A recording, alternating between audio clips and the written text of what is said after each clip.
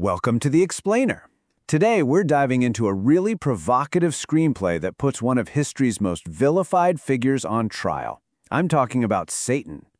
The work by Araj Ali Matabar and Asif Mohiuddin dares to ask a pretty wild question.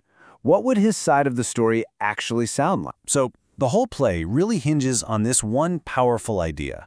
I mean, for millennia, this character has been condemned without so much as a trial. The authors are basically giving the ultimate antagonist a chance to finally take the stand and present his case. Okay, so the story kicks off pretty simply. We're inside the humble home of a philosopher, Araj Ali Matabar.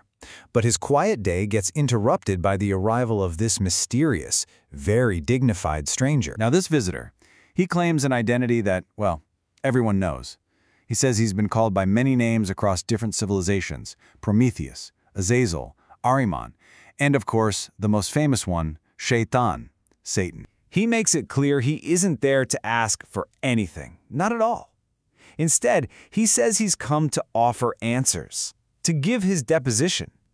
And his defense? It starts with a radical reimagining of his most infamous act. So the defense immediately goes for the jugular. It tackles the one story everyone thinks they know, the legendary fall from grace. But it challenges us to look at it from a completely different and pretty startling angle. We all know the traditional version, right? It's all about pride, arrogance, and jealousy. But the play, it offers a stunning alternative defense. And right here, this is the absolute heart of the argument. His refusal, he claims, wasn't an act of rebellion against God. The play frames it as the ultimate expression of devotion to God. A total flip of the script. Now, to really get this defense, you first have to understand a fundamental concept in Islam called Tawheed.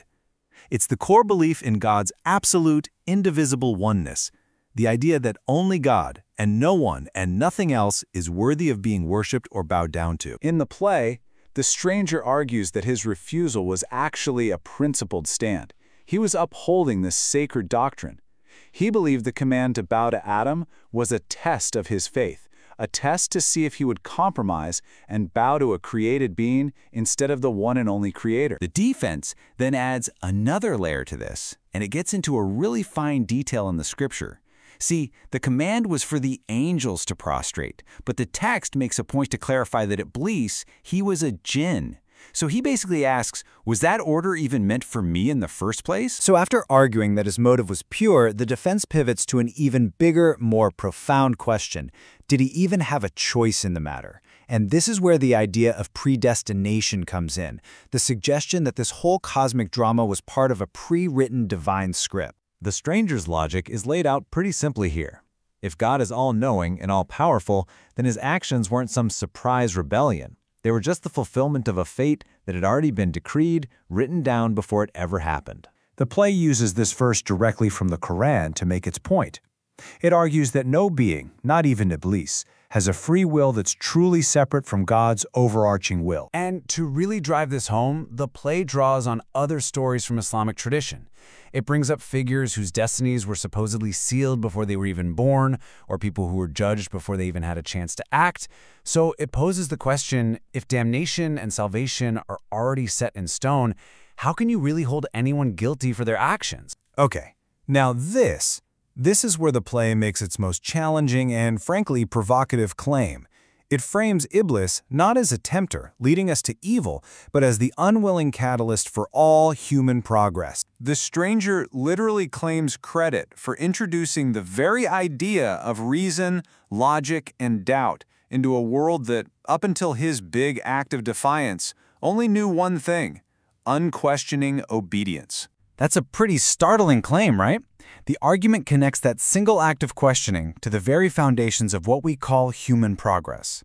Science, philosophy, art, even human rights charters. The play suggests they all have their roots in that first, single moment of refusing to just blindly obey. Following that same logic, tempting Adam and Eve to eat from the tree of knowledge wasn't some act of malice.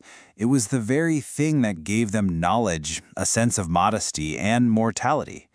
Basically, everything they needed for the human story to even get started.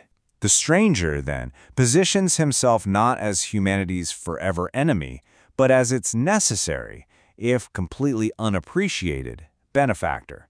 It's a heck of a claim. So for its closing arguments, the play just turns the tables completely.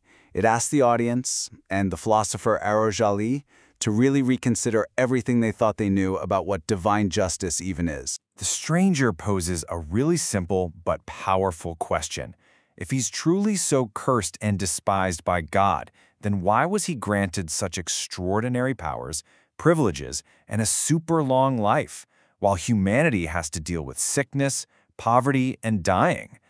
So the climax of the play just reframes the entire story. It suggests that maybe he isn't this malicious villain after all.